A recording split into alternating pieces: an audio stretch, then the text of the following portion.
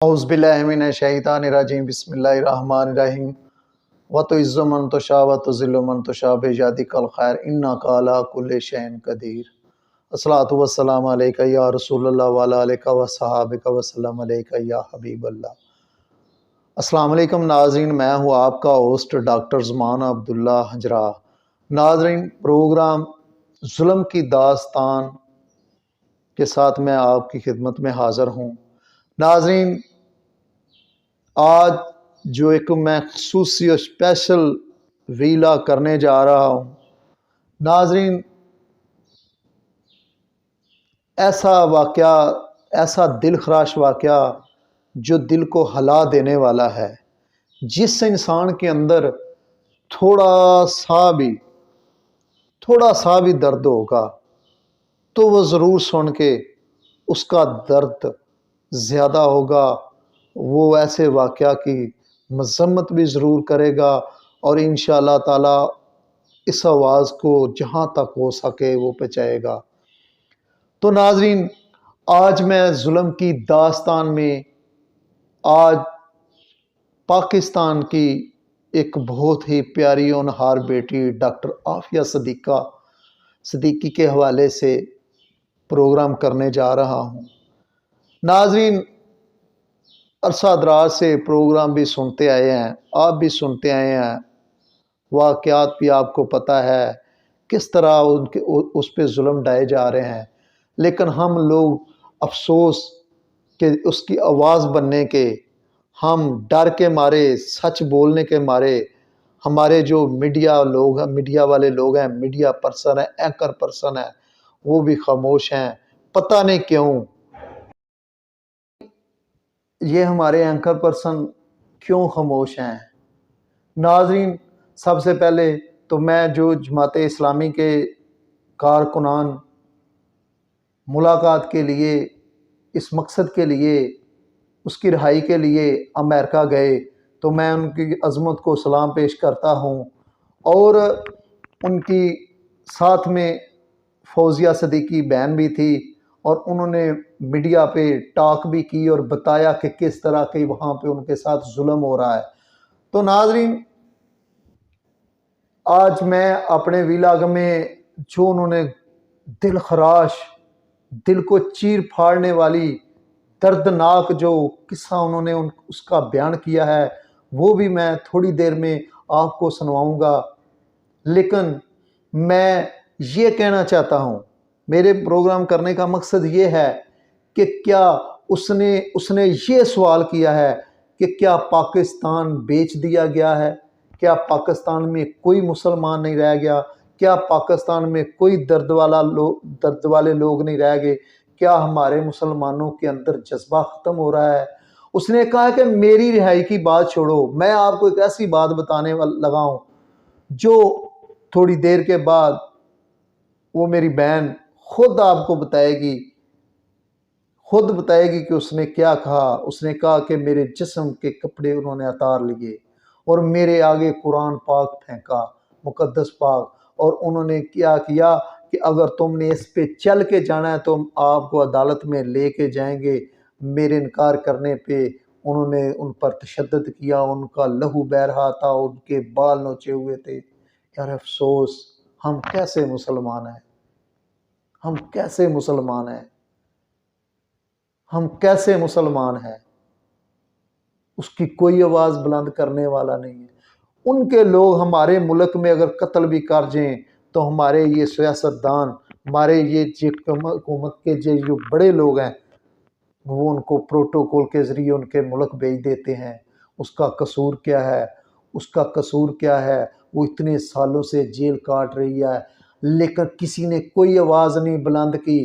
ہر سیاستدان کو، ہر پارٹی کو اپنے اپنے مفاد کی پڑی ہے کہ کسی نہ کسی طرح ہماری حکومت ہو۔ ہر ان کی تقریریں سنو، ان کی گفتگو سنو، ان کی ٹی وی پہ آ کے بیٹھ کے جو گفتگو کرتے ہیں، اور یہ ایک دوسرے کے خلاف، ہم ملک کے خیر خواہ ہیں، اپنی عوام کے خیر خواہ ہیں، ہم یہ کر رہے ہیں، ہم وہ کر رہے ہیں، کچھ بھی نہیں کر رہے۔ صرف اور صرف خدا کی قسم یہ لوگ اپنے مفاد اور اپنے پرست کے لیے سارا کچھ کر رہے ہیں۔ ہر حد تک جا رہے ہیں۔ اب یہ ملک پہ اگر غریب عوام پہ ملک ظلم ڈایا جا رہا ہے تو صرف اسی لیے ڈایا جا رہا ہے کہ ہمارا آنے والا اقتدار ہمارا ہو، ہماری مرضی ہو، ہماری حکومت ہو۔ افسوس، میں کہنا چاہتا ہوں، میں چیف آف آرمی اسٹاف سے مطالبہ کرتا ہوں، کیونکہ ہمارا ملک ایک پیارا ملک پاکستان، ایک عظیم پاکستان، آج بھی دنیا جانتی ہے کہ مسلمان میں ایک کلمے کی طاقت ہے۔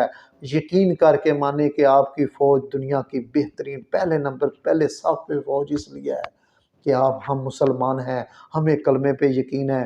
ہم جنرل جو حافظ قرآن عاصم منیر صاحب سے یہ میں اپیل کرتا ہوں، بذریعہ ایک سوشل ورکر، بذریعہ ایک کارکن میڈیا کا میں اپیل کرتا ہوں، خدا را اس کے لیے اگر آپ لوگ آج سٹیپ لوگے تو قیامت کے دن وہ آپ کے لیے بھی اس کے بہتری کے اثار نظر ہوں گے۔ آپ حسینیت کو دیکھیں، آپ یزیدیت کو چھوڑیں کہ ہمیں امریکہ یہ دے گا، ہمارا امریکہ یہ کرے گا، ہمارے ساتھ امریکہ وہ کرے گا۔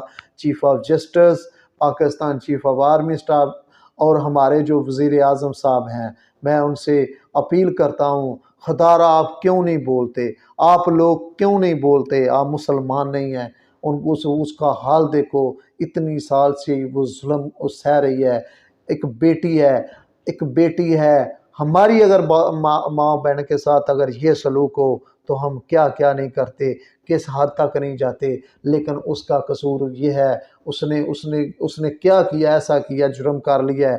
لوگ تو جرم بھی کرتے ہیں، ان کو سزائیں نہیں ملتی، قتل کیے جاتے ہیں، ان کو سزائیں نہیں ملتی، تو ہم کیوں بے حس انسان بن گئے ہیں؟ کیا عالم میں ہمارے مسلمان ختم ہو گئے ہیں؟ کیا ہمارے میں وہ جذبے ختم ہو گئے ہیں؟ کیا ہم مسلمان نہیں رہے؟ افسوس، صد افسوس کہ یار ہم آواز کیوں نہیں بلند کر رہے۔ کیا ہے اقوام متحدہ کے پلیٹ فارم پہ ہم جا کے آواز تو بلند کرتے ہیں، آواز بھی نہیں بلند کر سکتے، کیس بھی نہیں فائل کر سکتے۔ اس کے لیے لوگوں نے تو قتل کیے ہیں، لوگوں نے تو اتنے ظلم کیے ہیں، لوگوں تو دہشت گردوں تو لوگوں کو معاف کر دیا جاتا ہے، لیکن ایک بیٹی کے لیے اس نے میسج دیا ہے، اس نے آپ کو میسج دیا ہے کہ آپ میرے لیے اس قرآن پاک کے لیے، اس قرآن کو جس کے لیے تم زندہ ہو، جس کی وجہ سے تم مسلمان ہو، تمہاری استعمال ہے، اس کی حفاظت کرو۔ تو ناظرین، یہ ظلم کی داستان کب تک رہے گی؟ کب ہم لوگوں میں ضمیر جاگے گا؟ کب ہمارے سیاستدان جو ہیں وہ ملک کے بارے میں سوچیں گے؟ کب یہ اپنے مفادوں کو چھوڑ کے، اپنے قصوں کو چھوڑ کے، اپنی مفاد پرستی کو چھوڑ کے اس ملک کے لیے آپ کو یہ ملک عزت دیتا ہے، اس ملک کی وجہ سے آپ کا وقار بلند ہے، اس ملک کی وجہ سے آپ کا وقار نام ہر مرتبہ بلند ہے، آپ مسلمان ہے، مرنا نہیں ہے۔ کہتے ہیں نا قیامت خود بتائے گی کہ میں کیوں ہوں۔ اسی طرح کے ظلم ڈھائے جائیں گے، اسی طرح کے ظلم ہوں گے، تو جب ہم لوگ خاموش رہیں گے، ہماری زبانیں خاموش رہیں گی، ہم کچھ نہیں کر سکتے۔ جب ہم کچھ نہیں کریں گے تو جتنا ظلم وہ امریکہ والے کر رہے ہیں اتنے کے ہم برابر میں شریک ہوں گے۔ تو ناظرین، میں ابھی تھوڑی دیر میں آپ کو جو ان کی سسٹر عافیہ صدیقی کی، فوزیہ صدیقی کی گفتگو سنواتا ہوں کہ انہوں نے کیا کہا، جا کے انہوں نے وہ ملاقات کر کے آئی ہیں اور انہوں نے جو الفاظ کہے ہیں، آپ بھی ناظرین سنیے۔ جی۔ اس کے خون بہہ رہا تھا، دانت ٹوٹے ہوئے تھے، بال نوچے ہوئے تھے، اور اس نے ایک سوال کیا تھا کہ کیا دنیا میں کوئی مسلمان باقی ہے؟ کیا پاکستان کے اوپر قبضہ ہو گیا ہے؟ یہ 10 سال کی قید تنہائی کے بعد اس کا سوال ہے، کیا پاکستان پر کسی کا قبضہ ہو گیا ہے کہ میں لہو لہان ہوں؟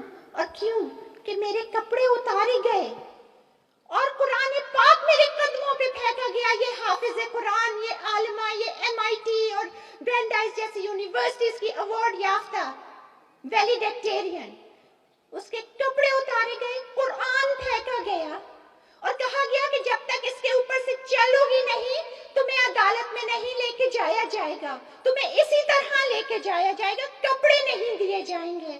اور جب چلنے سے انکار کیا تو مار مار کے لہو لہان اور بے ہوش کر دیا۔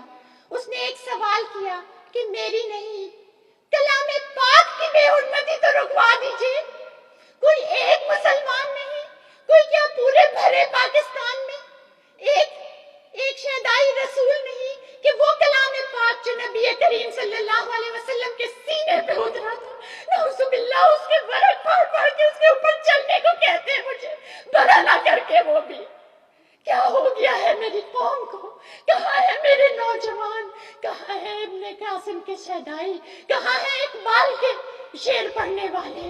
کہاں ہے یہ سب ثنا خان تقدیس مشرق کہاں ہے؟ میں پوچھتی ہوں، یہی کہہ سکتی ہوں کہ عافیہ ہم سے گئی تو عافیت بھی چھن گئی۔ اب اللہ تعالیٰ سے عافیت اور امریکہ سے عافیت طلب کرنے کا وقت آ گیا ہے۔ آپ یوتھ اگر کھڑے ہوئے تو انشاءاللہ تعالیٰ یہ چیزیں اور یہ ظلم ختم ہوگا۔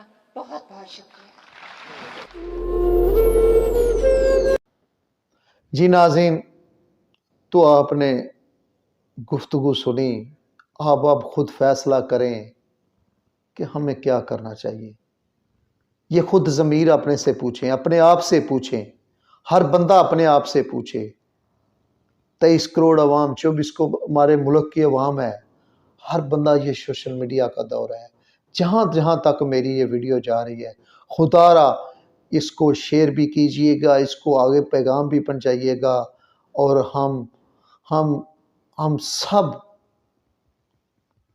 التجا کرتے ہیں، ریکویسٹ کرتے ہیں، درخواست کرتے ہیں چیف آف آرمی اسٹاف حافظ جنرل منیر اعظم صاحب سے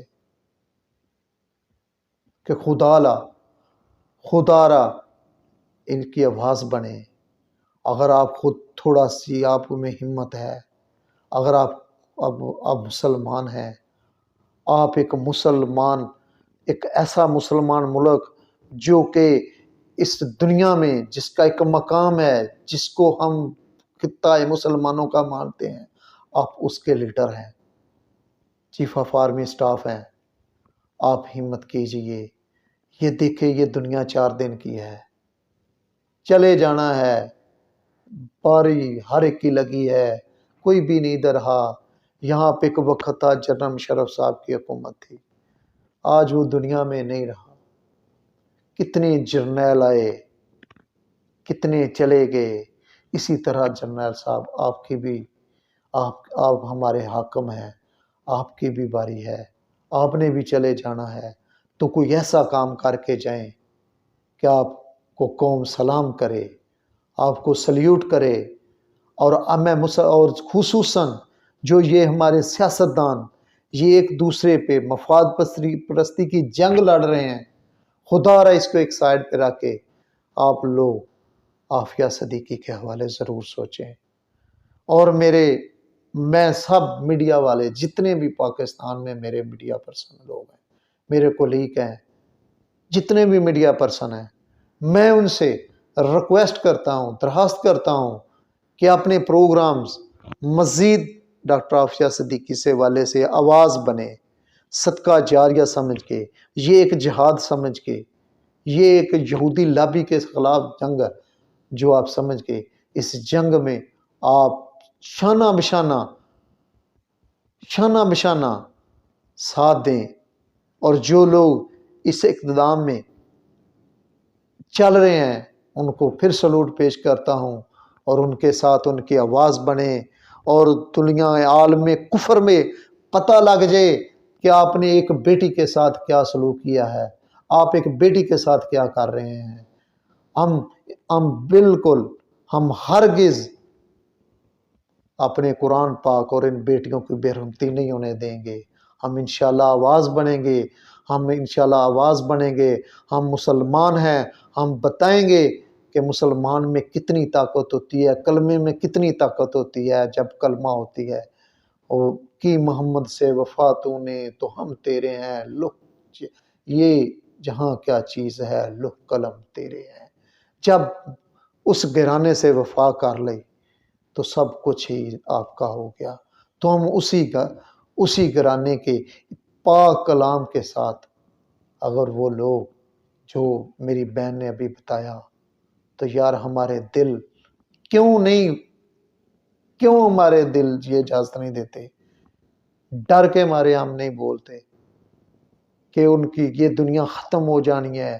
یہاں بڑے بڑے نمرود، فرعون، شداد آئے اور چلے گئے، کتنے ایسے آئے جنہوں نے خود دعویٰ کیا کہ ہم خدا ہیں، ظلم کرنے والے، ظلم کی بربریت کرنے والے، وہ چلے گئے ہیں۔ تو یہ کیا ہے؟